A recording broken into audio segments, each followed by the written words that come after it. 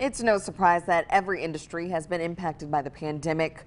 One of the first to go down was the entertainment industry. WMBD's Matt Sheehan shows us where local venues are now and how they say the future is very bright. Shutdowns, cancellations, and stay-at-home orders turned off the bright lights of the theater and muted the sound of live entertainment.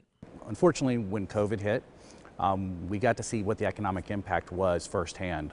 Arguably the heartbeat of the entertainment industry in central Illinois, the Peoria Civic Center closing its doors, affecting more than just the venue's bottom line. Our restaurants and some of the hotels actually had to shut down during COVID because we weren't there to support them. This center lost hundreds of thousands of dollars and had to cut its staff from 350 team members to 16. Sporting events, concerts, trade shows canceled, causing event spaces to become empty spaces.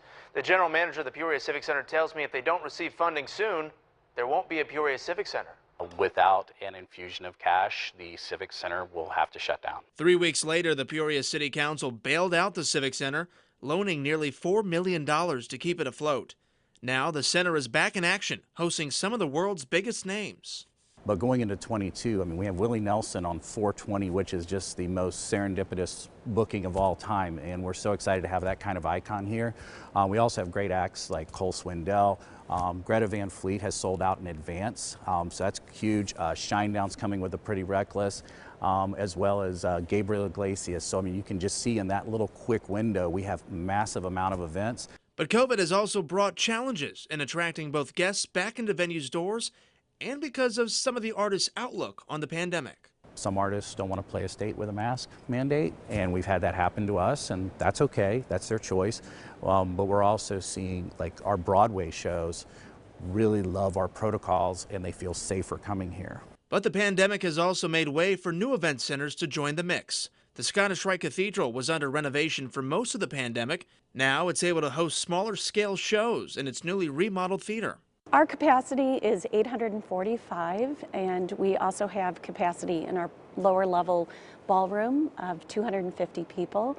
That's Jenny Parkhurst, the executive director of performing arts for the Scotty. Jenny says while their theater isn't as large scale as the Civic Center, she thinks they'll work hand in hand in offering a place for local events and traveling shows of all sizes. I think Peoria is just so perfectly poised to welcome all different types of entertainment and live performances. It's a similar story in Bloomington. The city has both Grosinger Motors Arena and the Bloomington Center for the Performing Arts.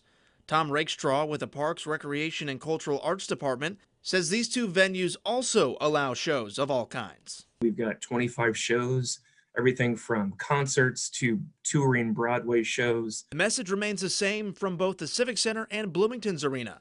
When shows are happening in the downtown areas, it's good for everyone.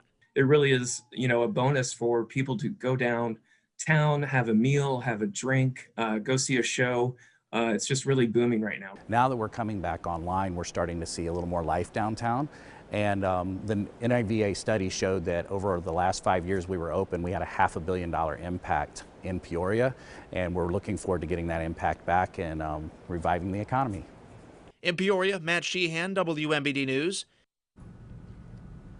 The City of Peoria's finance director says the Civic Center won't start to repay the city until 2028 or 2029. Currently, the city uses taxes earned by the Civic Center to offset existing debt service for the Civic Center that runs through 2028.